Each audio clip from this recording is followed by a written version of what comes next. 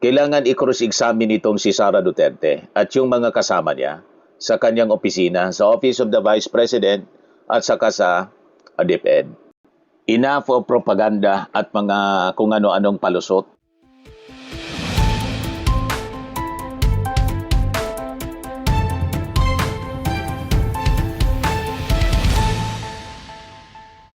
Hello po mga kababayan, si Dante Maravillas. So sabi po mga kababayan ni tawag dito, House Prosecutor Joel Chua. Time to uncover truth behind BP Duterte's 612.5 million confidential funds. Correct. Panahon na ipaliwanag mga kababayan sa tamang forum nitong si Sara Duterte sa pagpapatuloy, day 11 ngayon ng impeachment trial laban sa kanya. Tama na yung palusot, tama na yung press con na ang nagtatanong lang yung mga kaibigan niyang vloggers, mga kababayan, at mga taga-media na inimbitahan niya, na friendly sa kanya. Hindi po pwede yung ganon. Kailangan i-cross-examine itong si Sara Duterte at yung mga kasama niya sa kanyang opisina, sa Office of the Vice President at saka sa DepEd.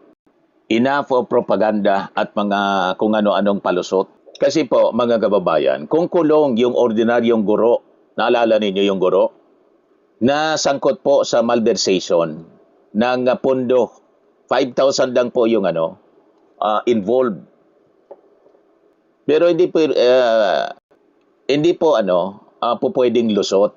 Ang napakalaking amount ng pera, 612.5 million pesos in confidential funds. Kung ang isang isang pampublikong guro o principal na naharap sa 11 years na pagkakulong dahil po sa simpleng pag-alter po ng resibo sa halagang 5,000 pesos, walang katanggap-tanggap na dahilan kung bakit si Sara Duterte ay papahintulutan natin na makalusot sa 612.5 million na questionable confidential funds, kung saan mga kababayan, yung 448 million pesos ang formal ng pinababalik ng COA dahil sa kawalan ng legal na resibo.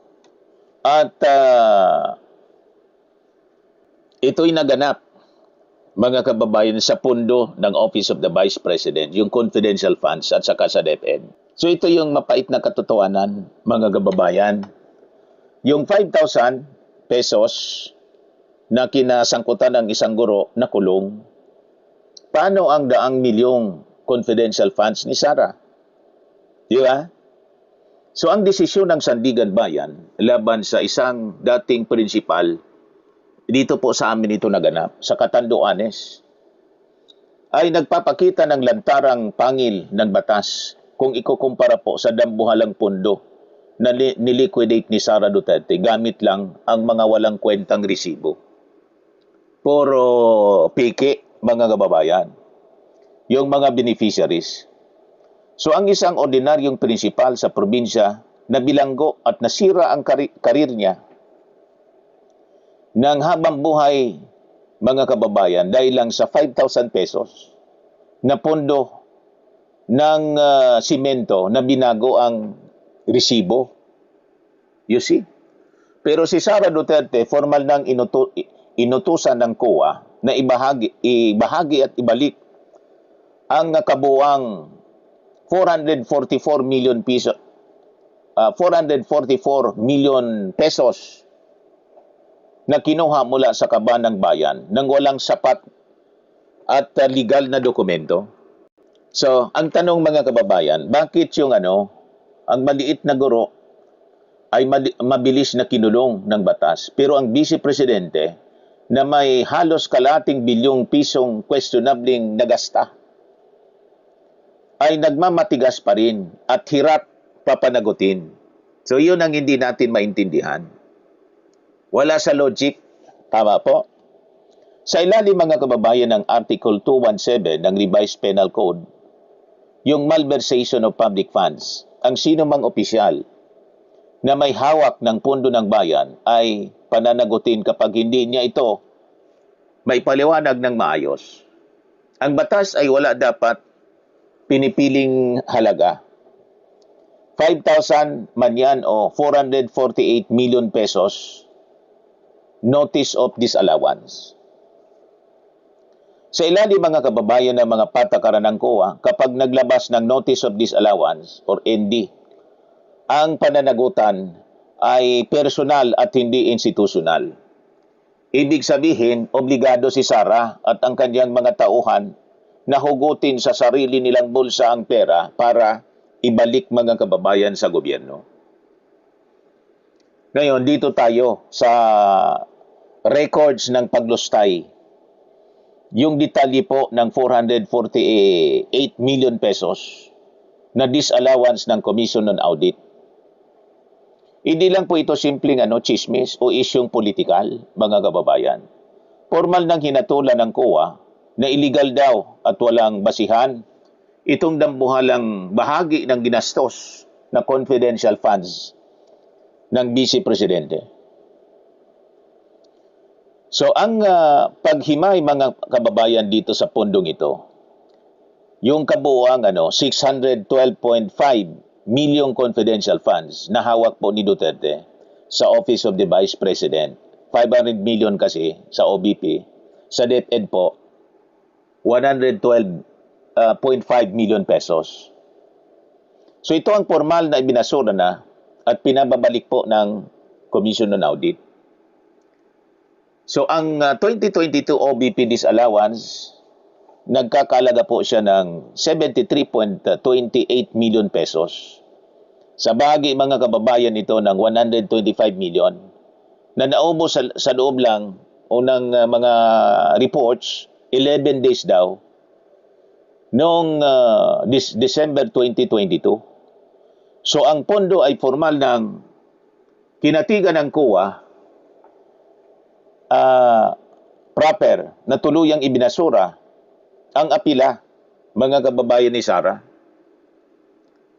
So sabi ni BP Sara, ginamit daw ito sa pagbili ng mga mesa, upuan at computer na bawal sa confidential funds. So kinonfirm lang niya. So nasaan ang resibo nito? Di ba? Yun ang tanong. Ang 2023 OBP disallowance, panibagong 375 million pesos ito para sa unang 3 quarters ng 2023. Na-discover naman po ng Commission on Audit na mahigit 62 million pesos ang ibinayad sa rewards nang walang kahit anong patunay ng operasyon. You see? At halos 119 million mga bilihin na acknowledgement receipts. Mga acknowledgement receipts lang, ERs, ang katibayan imbes na opisyal na resibo. Matindi po, mga kababayan, yung violations kaya dinisalaw. Isipin mo ang bilis ng kamay nang siyasatin mga kababayan ng COA na patunayang halos 448 milyong piso ang hindi may paliwanag kung saan napunta. Walang opisyal na resibo, walang patunay ng operasyon, at ang ginamit lang ay ang mga piraso ng papel na pinirmahan sa mga taong hindi naman mga personalities na hindi naman po mahanap ng batas. Puro mga chichirya, mga kababayan.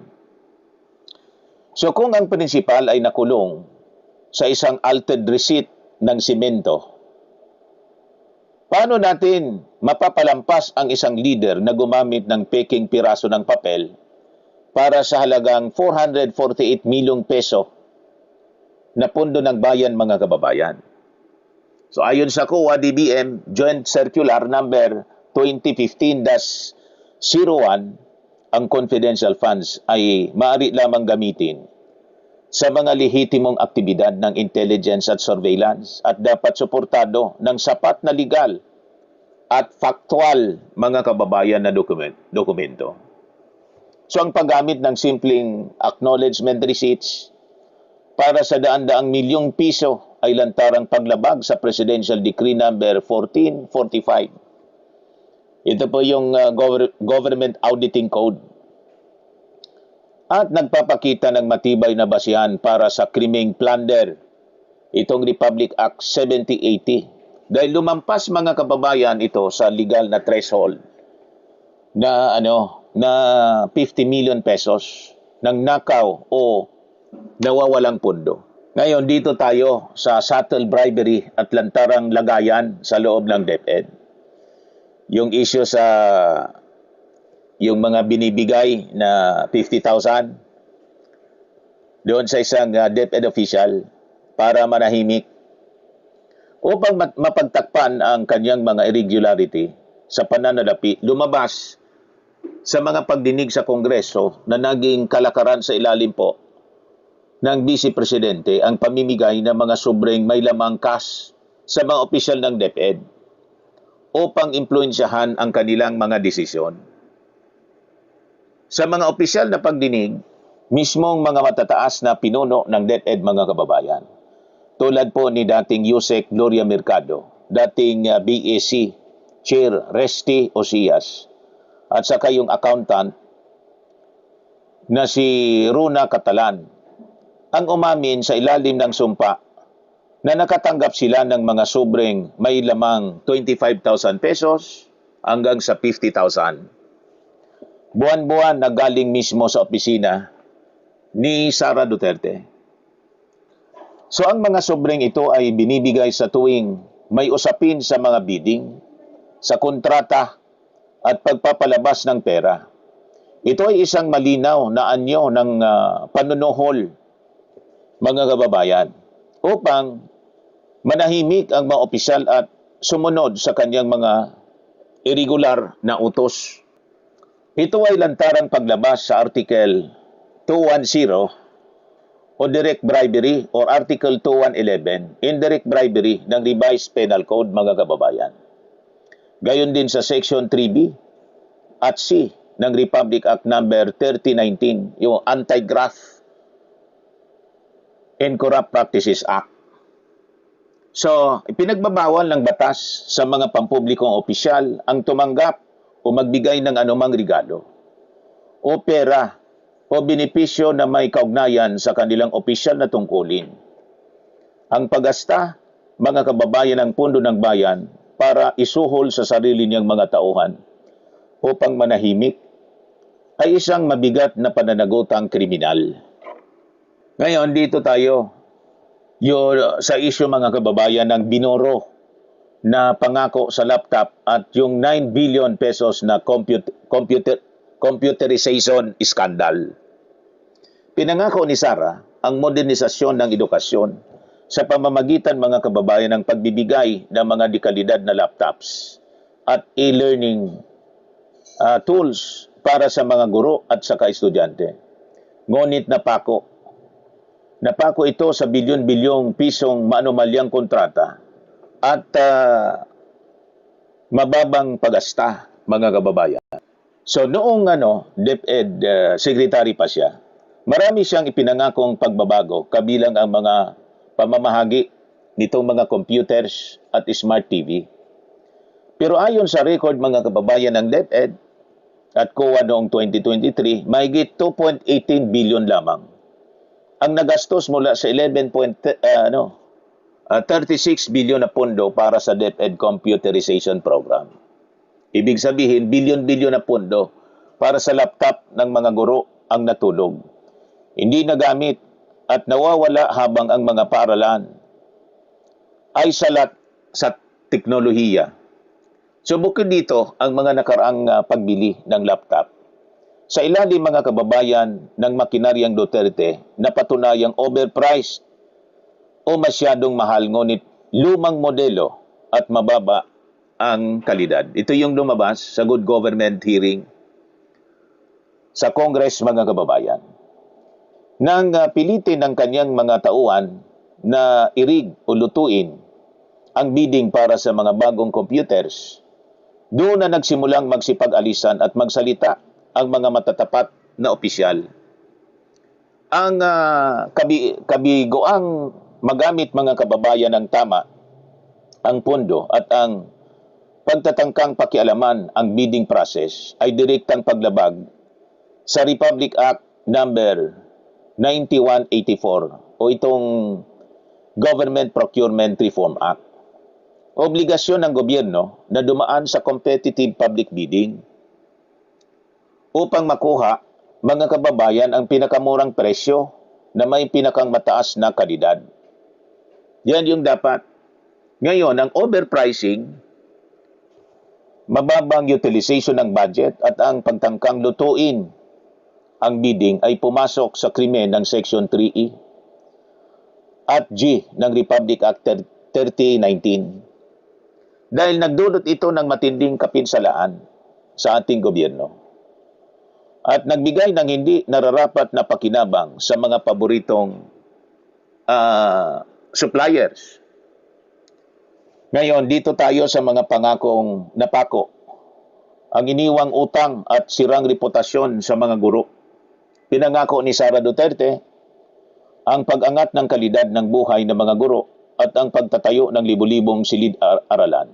Ngunit iniwan niya ang DepEd na mas baon mga kababayan sa problema. So tandaan natin ang mga pangako ni Sara. Tataasan daw ang sweldo ng mga guro, aalisin ang mga non-teaching loads, at aayusin ang mga classrooms.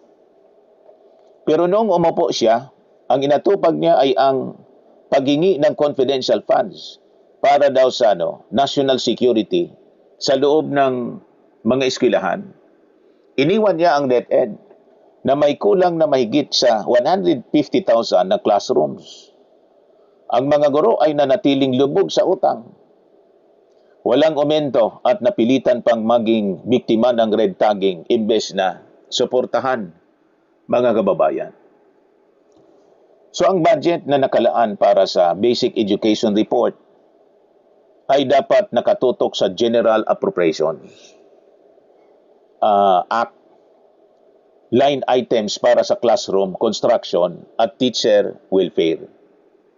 So ang pag-divert ng atensyon at pondo patungo sa mga aktibidad na walang kinalaman sa curriculum, gaya ng surveillance at intelligence operation, na trabaho naman po siya ng PNP at ng Armed Forces, ay isang uri ng misapplication of public funds o technical malversation kung mapapatunayan na gamit ito sa labas ng mandato ng DepEd. Tama po.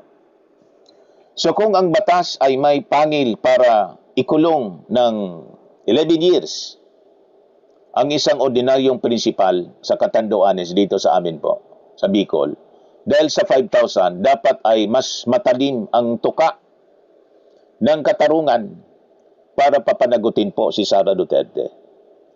Walang katarungan kapag pinalagpas si Sara Duterte habang ang mga guro ay hindi nakakuha ng nararapat para po sa kanila. Tama po. Sa mga naghanap ng malinis and spacious fitness gym, pumunta lang po kayo sa aming Colossal Fitness Gym. We also offer Grab Car Rental with our brand new 2023 model ng Toyota Innova. We also accept booking for those who are planning to travel via PAL, Cebu Pacific, and other airline companies, local and international, and bills payment for Meralco Bills, PLDT, Aleco Bills, etc. Ang Colossal Fitness Gym is located at 3rd floor Security Bank Building, Landco Business Park, Legazpi City, Albay. For inquiries, look for Chilon Maravillas. Contact number 0966-802-0949. Yan yung aming Innova. Lagi na pong matao sa amin. Pati mga foreigners po, tingnan ninyo. Mga British tourists sila. Ang lalaki ng katawan na, mga kababayan, nag-gym sa amin. Ito naman po, Indian National. Ito mga mga European sila. Ito naman yung bago naming product na binibenta online, iGlow Serum. Whitening po siya galing sa South Korea. Tingnan ninyo yung epekto sa aking anak na architect entrepreneur, Riz Maravillas. For inquiries, look for Riz Maravillas on FB. Ito naman po, Fairmax Firming and Lifting Cream, pinapahid sa mga pulses in other affected area. Mainam po ito sa mga pains at paninigas ng mga kaso-kasuan. Ito po, Automax Radiant Serum. Sa mukha naman yung application. Anti-aging po siya. You will look 10 years younger than your age. Ito naman po yung bagong product naming binibenta online. I am a worldwide amazing pure organic barley powdered drink mix from Australia. Mainam po ito sa mga cancer patients. At saka ito po, mainam po din ito sa magandang kalusugan. I am amazing choco barley. Yung mahilig sa mga choco. For your inquiries and orders, dumiretso na lang kayo sa aking anak na architect and entrepreneur, Riz Maravillas. Sa mga mahilig naman po sa mga imported bags and wallets, dumiretso na lang kayo kay Ma'am Eileen Rosales, Eileen Closet, nakabase siya po sa Amerika. Yan po yung kanyang live streaming. Every Sunday, live selling po. 7 o'clock in the evening, Philippine time.